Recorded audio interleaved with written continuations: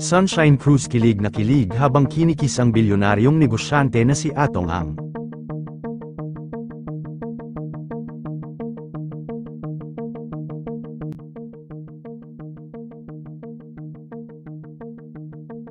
Binulabog ni Sunshine Cruz ang publiko sa relasyon nila ni Atong Ang. Hindi na niya ito maitatanggi dahil huling-huli sa akto na nagkiss sila ni Atong sa madaming tao sa sabungan.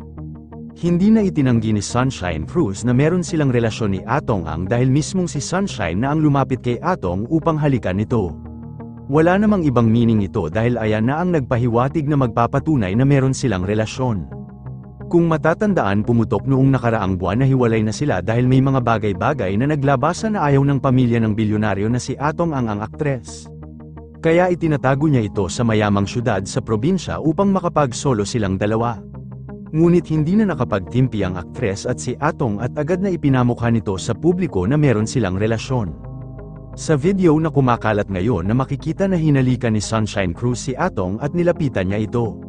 Matapos ang pagsultada ni Atong at pagbitaw ng kanyang manok sa sabungan at sa pagdaan nito kay Sunshine ay hinalikan din ito ng negosyante at sabay ngiti at kilig na kilig si Sunshine sa ginawa ni Atong.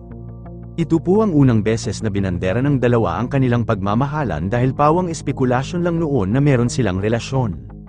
Paano na ang relasyon ni Gretchen Barreto at Atong Ang? Napumutok din na naging silang dalawa at ngayon ba ay hiwalay na sila?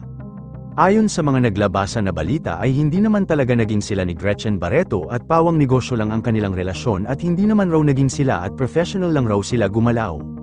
Hindi rin naman sila naging sweet sa isa't isa kaya panigurado ay hindi naging sila.